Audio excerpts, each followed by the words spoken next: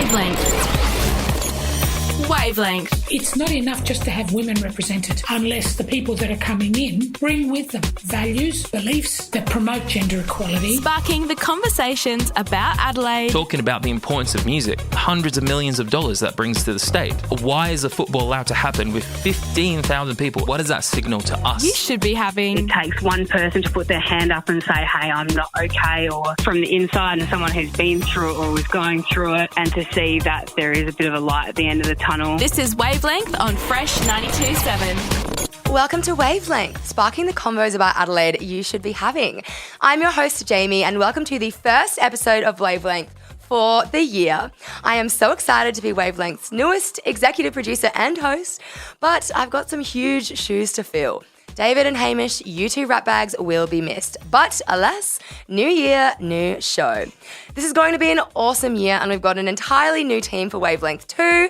And tonight, I am joined by the lovely Cassie. Hello, I'm excited to be here. I'm so excited. This is the first time you've hosted? It is the first time. I'm usually doing the interviews behind the scenes, but now I'm here. Big dogs, I'm feeling good. Yes, absolutely. Yeah. I'm so excited for you to be with me here. How's your weekend been? It's been good. I got my boogie on last night, feeling great. Long weekend. Time to do it. Might get COVID, but might be worth it. Who knows? I feel like after 2 years of not being able to dance, it probably is worth it. Yeah, look, my dance moves were not top tier, but that's okay. That's okay. How have you been? I've been really good. I've been fringing it up. I've got a fringe show that starts tomorrow, so I've been rehearsing, getting ready, also trying not to get COVID. Yeah. But I haven't been boogieing as much as I probably should be. It's hard. I mean, get out and do it, even if it's in your living room. But I mean, like I always do, right? Or in the shower, for sure. Yeah. How's everyone's dance moves been? Is it a bit rusty? Terrible, absolutely terrible. But like, I kind of love it. I haven't been in a relationship when I've been out to town, and I think that I'm seeing in a new light, and it's a bit gross. It's always a bit gross, isn't it? When you're like, oh God. Yeah. Well, holy damn, this year's been a ride already, and it's only March. Fringe is in full swing and WOMAD has been happening all weekend. Tonight's episode is extremely on brand. Later on in the show, we'll be talking with two of Adelaide's fabulous fringe artists on their shows and how they're spreading some pretty important messages in their shows. We're also going to explain the new airborne disease going around via mosquitoes. But next, we're talking about the state election and have the Electoral Commission in to explain how we can vote. You're listening to Wavelength. This is Wavelength. Welcome to Wavelength, sparking the combos about Adelaide you should be having. This week, we have one of our newest journalists, Amber, who spoke with James Templecock from the Electoral Commission on how we can go about voting up in the up-and-coming election. Voting can be super overwhelming, especially when you don't know where to find all the right information. Wavelength. Today on Wavelength, we are discussing the upcoming state election. We will be talking about important topics for both first-time voters and regular voters on how to vote, who to know who to vote for, and how to find other important information regarding the election. We've reached out to South Australian Electoral Commission and we are talking to James Templecock to give us more insight. Hi, I'm James Templecock. I'm the Head of Communications for the South Australian Electoral Commission. Can you explain the enrolment process? Unfortunately, enrolment actually closed on the 25th of February. So for the election, we have to close the rolls to make sure that we've got enough time to send out ballot papers and collate everything for each election. So that happens about a month before the election actually is held, and that was on the 25th of February this year. So hopefully all of your listeners out there have actually already enrolled and can have their say at the election on the 19th of March. Where do you go to vote? Okay, there's a couple of options in terms of voting this election. Traditionally, you can go to a polling booth on election day, which is the 19th of March, and you turn up at a polling booth and you have your name marked off the electoral roll, handed your ballot papers, and you go and vote. A couple of other ways of voting as well in the election is you can vote early, an early voting centre, which opened on the 7th of March, so on Monday, and you can go there and vote basically any time between now and the 18th of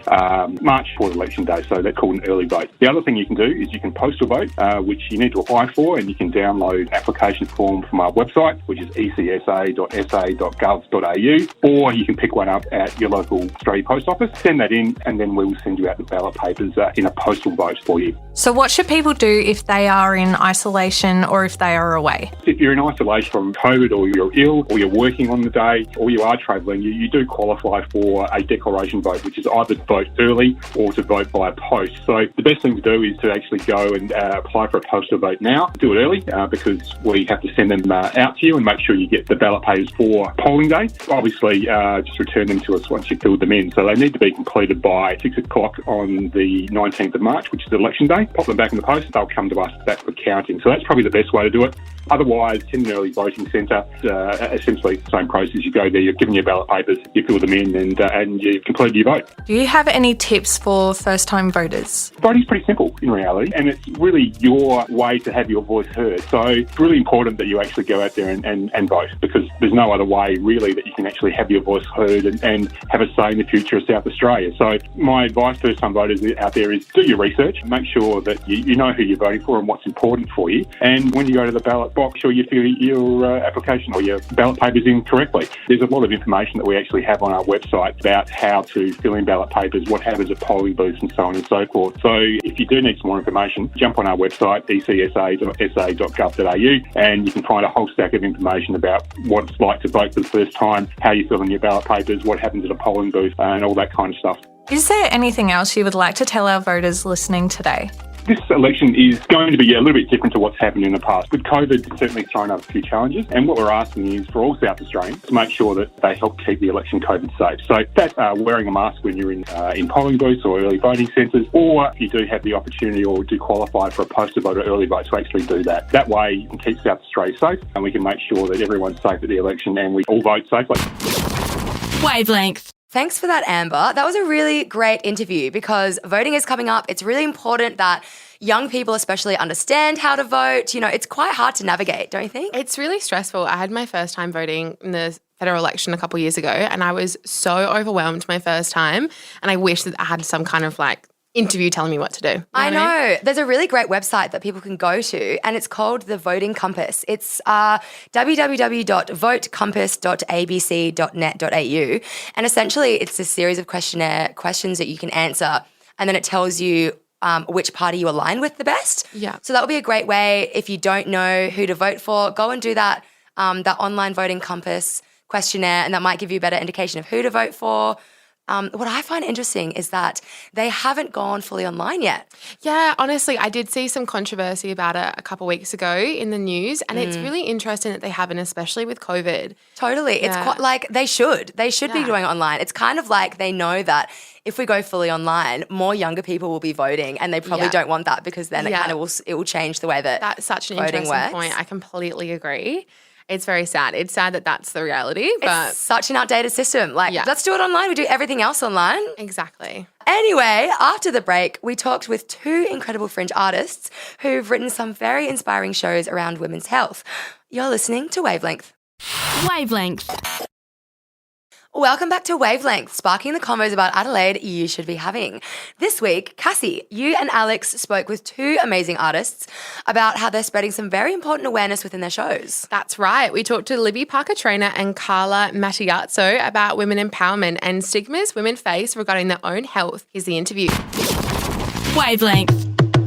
I am Libby. I'm a cabaret actor and performer. I'm also a teacher and a writer. What is your Fringe show about? It's about endometriosis. It's about my journey with endo, but it's also, it gives a few tips and tricks for people with endo and their partners, so that they can live well with the illness that is incurable and affects 1 in 9 people who menstruate. What's your own experiences with endo? Presented with symptoms when I was 14 years old, but I wasn't diagnosed until I was 36, and that's a really long time to be going to doctors. I had some real trouble with that. I was medically gaslit for a long time, so constantly told that it was in my head, constantly told that it was a mental illness, and so I spent a lot of years trying to fix a head that isn't sick, and when you spend a lot of time doing that, your head gets sick. It wasn't until I was 36 years old, and after I'd had an ectopic pregnancy, which was the first of 11 pregnancy losses, that I actually was diagnosed with endometriosis. And oh my goodness, there was just so many mysteries solved to me. But I was really cranky about it, because I had spent so long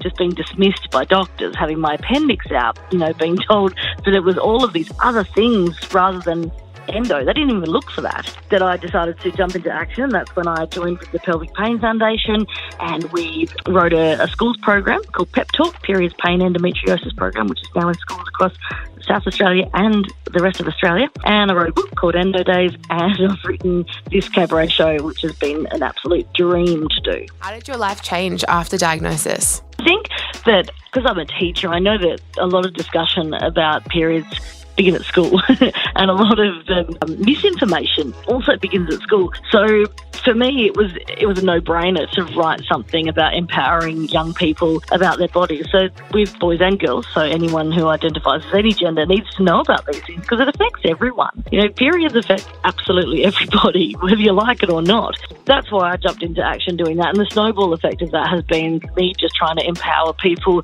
about their bodies and about illness and, you know, finding ways to live well with illness so that you can make the most out of life and have a bit of fun. Is there any stigmas relating to endo that you've seen or experienced? Oh, yeah, absolutely. I mean, we're just told to harden up. It's just period pain. Get over it. You're fine. And because it's an invisible illness as well, like you don't question somebody who's got a moon boot on, do you? But when you've got endometriosis, you can't see it. So people are always like, she's being overdramatic. And it is a real stigma with women as well. You know, with being hysterical and we just need to, you know, get on with it. We're being drama queens and that kind of thing. No, I'm a drama queen in the best possible way. But it's not because of my illness. It's because I love to show off on the stage. But yeah, I think that there's so much stigma attached to women's health. Your Fringe show is a comedy. How did you get to a place that you can joke about your illness? Oh, it's one of those things where it's like, did you have a good childhood or are you funny? Because I'm just, you know, I just laugh through all of it. I mean, 11 pregnancy losses has been absolute and severe trauma. But we've found ways to laugh through this illness and our losses and all of that stuff. And I write the shows with my husband and we have a good time with it. And I don't know, I love being funny. I like making people laugh. When I was a teacher, that was probably the best part of teaching was having a captive audience and just, you know, trying out my material. I don't think I was very good at the teaching part. And do you have any messages to females with similar experiences to yours? I think the most important thing is to get to know your body. Get to know your body, you know, use a period tracker app, do some reading, find out about it. And if you are unsatisfied with an answer from a doctor, a GP, a specialist, otherwise, don't worry about going and getting a second opinion. It's your body. And a 15-minute consultation with a doctor could be the next 15 years of your life. So don't take second best. This is your body. This is your life. Be empowered. Learn a lot. Learn a lot about your body and don't take no for an answer. Wavelength. Wow, what an absolutely amazing interview. Thank you again, Libby, for that. That was beautiful and informative and heartbreaking. Cassie, you did the interview. How did you feel about that? Honestly, I think I ended it a bit speechless. She is hilarious and she's strong and she's so inspiring. And it just came from such a personal story that I think it resonated with so many, like me personally, and so many females out there, to be honest. Totally, because endometriosis, as she said, is an invisible disease, or there's not a lot of awareness. It's just starting to come out now, which is amazing and it's super important. You know that endometriosis affects 1 in 9 women and those assigned female at birth. But there's around 830,000, which is more than 11% of Australian women that suffer from endometriosis. So it affects a lot of women, you know, so let's get the information out there. Yeah, it's crazy. I can definitely name more than a couple of my friends that have had symptoms of endo, and it's crazy that it's still happening and they're not being believed by doctors. You would think that we're past this point. Absolutely. If you want to find out any more information, you can go to endometriosisaustralia.org. There's some great information on there.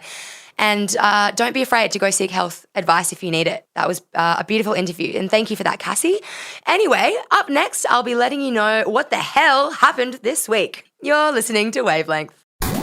Wavelength. Welcome back to Wavelength. So it's been a weird week here in SA and Australia. I totally understand if you can't keep up with it anymore. So here's what the hell has happened this week. What the hell is going on this week? Wavelength on Fresh 92.7. Hear that? That's the sound of our first What the Hell is Going On for the year. And where do I begin? Because damn, there has been a hell of a lot going on. Let's start with dancing coming back over the weekend. Yes, it's back.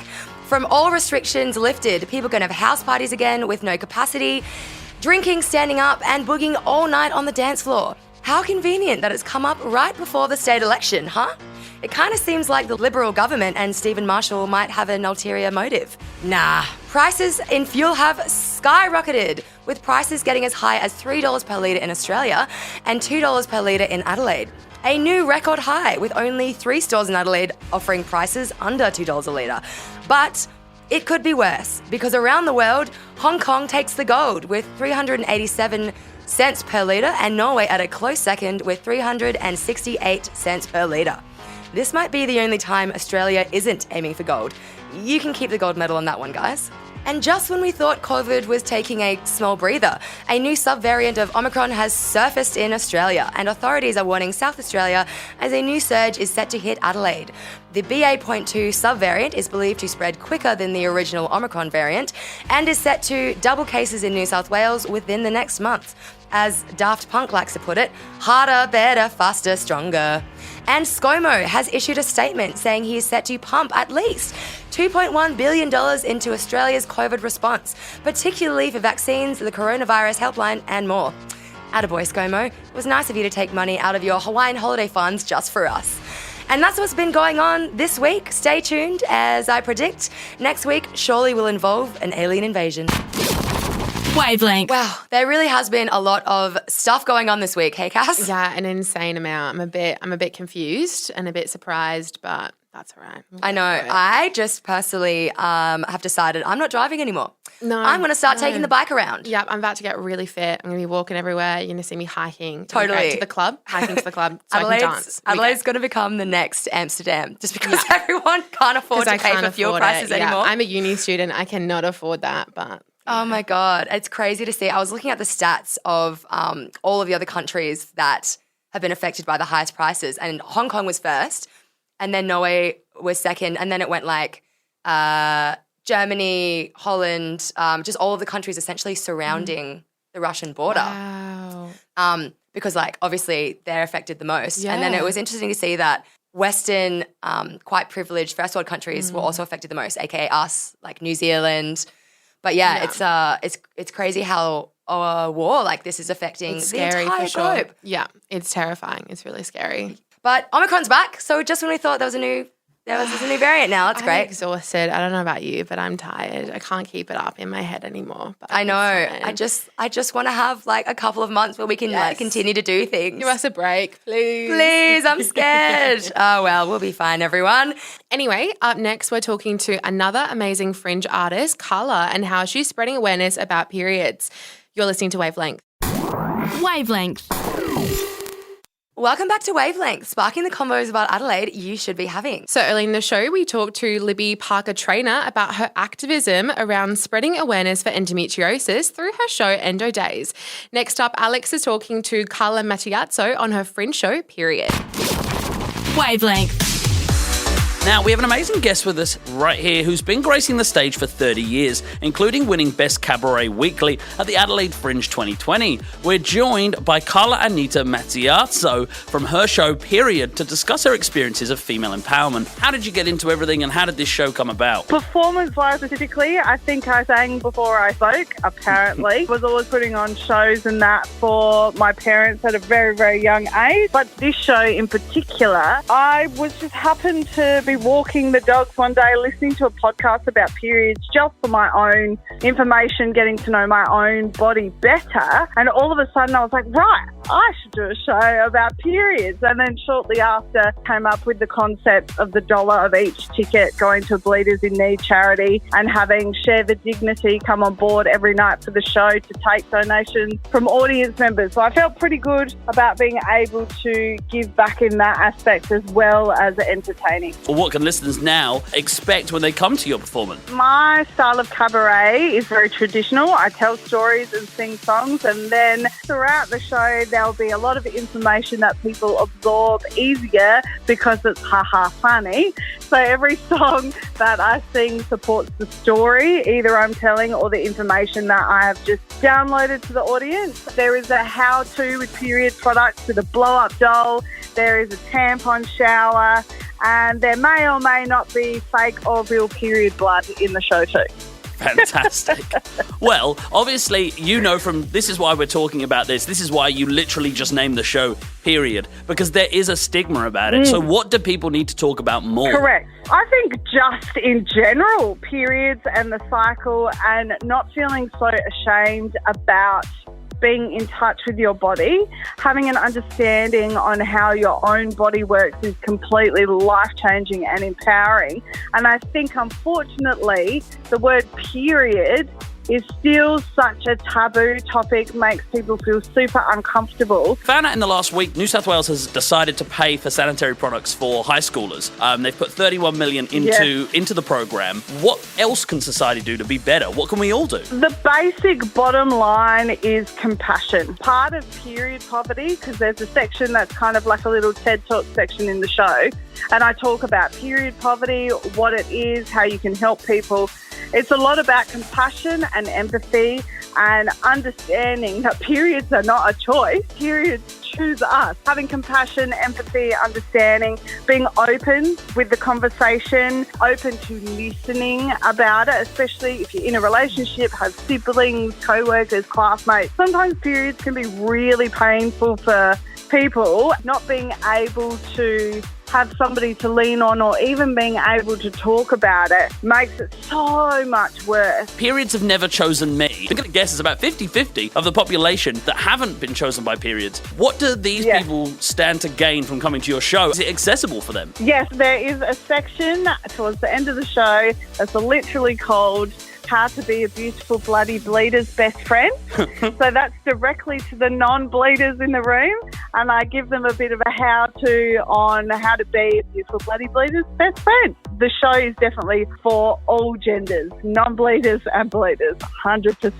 Well, I'm glad. I'm hoping that non-bleeders that go to the show do have their minds changed, become more open-minded, and I think the key word you used there, which was amazing, was compassion, and I think that's literally, I think that describes all of it and what we need to do. Carla, thank you for joining me today. Let's get rid of some stigmas. Wavelength. Thanks for that interview, Alex. And thank you, Carla, for that amazing interview. And I actually have seen her show, Period, which is absolutely amazing. It just shines a lot of light on what it's like to have a period. And it's really beneficial for non-bleeders out there to go and learn what it's like for something that 50% of the population does go through. Yeah, absolutely. I'm definitely not very quiet with my friends when I have my period. I'm like, get me a tampon and some chocolate and a glass of wine. I'm not quiet at all. But I think they like it. I think it's fine. It's fine. I'm the same. My boyfriend is actually, I've kind of conditioned him into doing a certain set of steps when I do get my period. And it does involve chocolate, involves cuddles, involves a hot water blanket, involves me crying a lot. But it's fine. Yeah, he's used to it. And he should know. Totally. But it's amazing what she does within her show. It highlights the stigma of periods, of feeling ashamed and, understanding how your body works. There was a really amazing point that Alex made where sanitary products are now going to be made available free in schools, which is amazing. All schools should be doing that. Yeah, I feel like it should have been done 10 years ago, but I'm so glad that we're here and that it's being done. Because I remember in school being nervous to open my pad in the toilet because it was making too much noise and I shouldn't have been. Oh my God, horrendous. Because only about 10 years ago, the laws were changed where tampons were taxed, but now they're not, which is great. I remember tampons were taxed, but male shavers weren't because apparently men didn't have a choice to shave, but women had a choice to use a tampon, which makes no sense. No sense. But it's great. There's a lot of awareness in period poverty, which is also amazing. A lot of money going to charity. So, Carla, you are amazing. But anyway, up next, Wavelength explains what this new airborne disease is going around via mosquitoes. You're listening to Wavelength. Wavelength. Welcome back to Wavelength, sparking the convos about Adelaide you should be having. So, as if the world wasn't full of enough chaos, SA Health have issued a warning about a new disease being carried around with mosquitoes. Amber explains what this disease is and how it's going to affect Adelaide. Wavelength. Get your AeroGuard out because SA Health has just revealed information about a new mosquito-borne virus that has slipped into our state. SA Health released a statement on March 7th declaring the mosquito-borne disease threat level to high risk. This is after the recent reporting of 10 cases of acute encephalitis are under current investigation for Flavivirus. 4 of these cases are supposedly linked to a new Japanese encephalitis variant detected in pigs interstate in both New South Wales and Victoria. However, it has never been identified inside South Australia until now, and more alarmingly, these cases were spread through regional SA travel and not through interstate travellers. According to Dr. Leese, in an article released by SA Health, all 10 patients have required hospitalisation, with 4 people currently still in the hospital and 1 person having sadly passed away. He is unable, however, to release information regarding the gender, age, or the pre-existing medical conditions of the person who has passed. So how can we avoid contamination?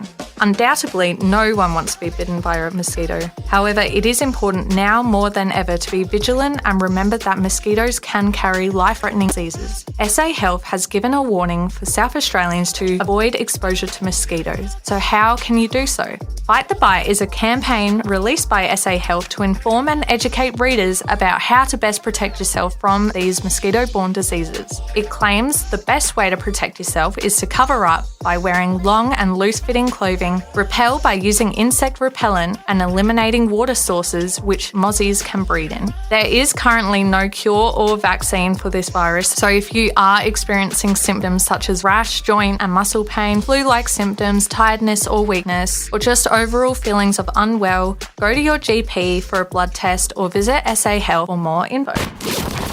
Wavelength. Thanks for that, Amber. So, well, that's terrifying, isn't it? Very scary. Oh my God. Like, honestly, what's next? Definitely mosquitoes. I just feel like a zombie apocalypse is the next thing that's going to happen. It's not that far off, I don't think. We were just talking before about wanting a break, and someone up there is not allowing it to happen. Oh my God, no. Like, God's literally up there being like, wow, coronavirus didn't kill them. Bring in the mosquitoes. What's next? Is it aliens? Is it? You know what? You could be right there. You could be onto something, Jamie. I was just saying before, I think it might be Aerogard disappearing off the supermarket shelves. So stock up, Adelaide. Yeah. First it was toilet paper and hand sanitizer. Now it's going to be Aerogard. It's Aerogard, yeah. I'm scared. I hate mosquitoes enough. So this is not in their favour. Oh, God. But look, if there's anything that you can take comfort from that, it's not to panic. There's been, 10 people in Adelaide that have been hospitalised because of it. It's all under investigation still for the Flavivirus, but also under investigation for encephalitis. So only one person has died from it, but it's still under investigation. We don't know their age, their gender, any other underlying health conditions. So at this point, don't panic. Just chuck on the bug spray. It's fine. Anyway, now we're getting right back to the music again. You're listening to Wavelength. Wavelength. And that brings us to the end of the show tonight. Thank you for listening. Make sure you're subscribed to the Wavelength podcast on Apple Podcasts, Spotify, or anywhere you get your podcasts. You can listen back to our old episodes right now, and you'll be the first one to know when tonight's episode goes up. It's been so good to be back. It's nice to be behind the mic again, getting my voice heard. It's fun. But thank you so much for joining me, Cassie. You nailed the first one. No, thank you. I got to say toilet on air. I got to hang out with you. It's been a lot of dreams today. You said tampon on air. That's great. I love it. Thank you so much for joining us this week. We'll be back next week with another episode to explain what's going on around Adelaide. You're listening to Fresh. You're listening to Wavelength on Fresh 92.7.